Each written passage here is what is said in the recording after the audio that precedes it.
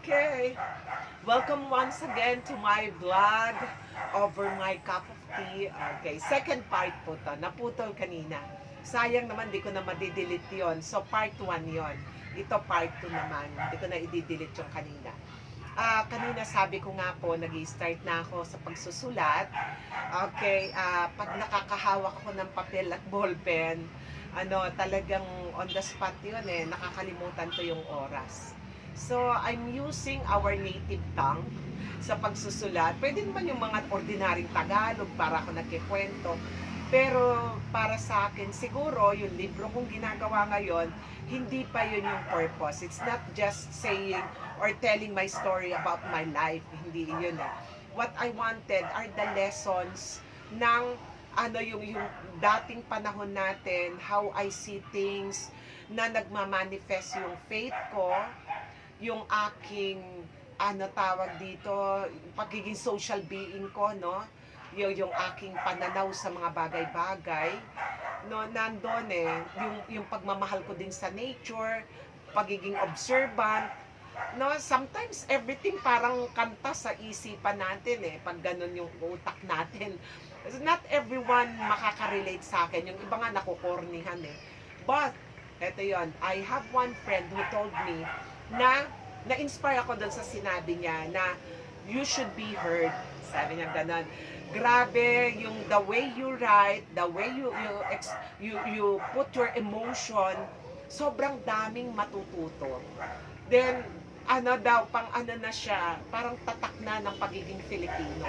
It should even be part of the Filipino part ng school. Yan. But then anyway, kung whatever purpose yung gagawin kong libro, kung saan siya dadating, sa kahilatnan niya, for me, it doesn't matter na yun What I wanted right now is mailatag ko yung libro na gusto kong gawin. Yun na yun. Kaya yung pagbablog ko, nagme-mellow. Kasi almost a week pa lang, I was able to write 19 poems. O yun, 19 poems. Metan gigising ako, nagsusulat ako. Matutulog na lang, pipilikit na lang ako. Meron akong idea, maisusulat ko na naman yon. So, that's the way ko siya nakikreate. Tapos sumasagi na sa mind ko ano yung gusto kong because for me, ang paggawa ng libro, hindi naman ito lang yung standard way niya. Sometimes, yung pagiging unique mo, ilagay mo doon, it's an expression of who you are. Yun siya, for me, that's the way I wanted my book na nalalatag kung ano man, kung sa takdang panahon. And kaya ako nag-change nitong ayos. Every time na nagsusulat ako dito, naguguluhan na yung isip ko. May attitude ako pag nagre-review, hindi ako review agad. May attitude ako na naglilinis muna ako ng bahay. Pag malinis ang gusto kong upuan na part ng bahay namin, ang review sa akin hindi mahirap. Yung ganun, hindi ako marunong mag-group study, hindi ako marunong. Last minute ako, kasi nung college, ayan, sa inyo na mga sasarap ang buhay nyo, congratulations. Pero ako kasi nung college, ayan, yung mga klase ko, alam niyo, kailangan pa ako magtinda ng babaunin ko. So, may mga paninda ko na binibenta sa mga klase ko. Yung iba, bago sila makakopya ng assignment sa akin, they need they need to buy. Kasi wala akong babaunin. So, through hardship, hindi ko nakitang hardship yon For me, those are glory na naranasan ko. Kasi ngayon magkukwento ako, ang yabang ko dun sa kwento na yon. Sa naka-witness, totoong ginagawa ko yon. And I felt, nakita yun ng mga anak ko, na yung mga anak ko, naniniwala sila pag ako, pinagsasabihan sila. And for me, they are really my reward.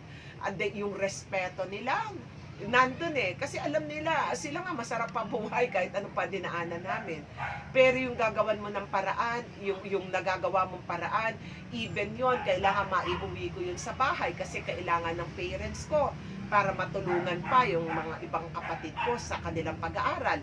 Pero ako, I was not studying for 2 years bago ako nag-college. Working talaga. So, yung ganung mga buhay, nakaka-create ng napakagandang story. And para sa akin, isa siyang tula na napakaganda. Okay. So, sa akin po, I hope not everyone has the same thoughts just like me, no? Corny man sa iba, wala po akong magagawa. This is Banji. Pero for those who really appreciate, nakita ninyo naman, no? Even sa friendship, I know who you are. You're with me through tough times, nandyan kayo. Then, even yung mga, alam mo, little celebrations that you're with me, talagang grabe yung gratitude and appreciation ko na naging part kayo ng life ko. Then, sa Facebook, sometimes sabi nila, nakakahiya. Ako, hindi po ako nahihiya. I really love what I am doing because I know may purpose lahat ng bagay, but ay binigyan ng talento ng Panginoon. So, if writing is for me, I pray and hope that God will give me the wisdom na ma-pour out ko yung alam ko. Siguro meron man akong gagawin na mga English, but it's more of research, anxiety and depression. I can discuss about that. Pero yes, of course, that will be sa pero more of research yun. Then yung adaptation na ginawa ko, yung paanong processing ginawa ko, that's it. Pero yung the entire story na more of Tagalog siya talaga. So my blood is really into writing. May pagkamakata po ako. Ang tatay, marami siyang mga point dati na nire-revise ko, na ilalathala ako nga, yun, nasabi ko yun. And I'm proud na hindi nakapag-aral ang tatay ko. Ibig sabihin, yung yung heart niya puno ng magagandang bagay, yung brain niya puno ng magagandang bagay. Then jack of all trades siya. Although na jack of all trade ang tatay ko, excellent awardee siya. Sobra. Nadaig niya yung maraming Filipino tsaka mga foreigner na kasamahan niya sa Saudi. He was given the recognition na Excellence Award.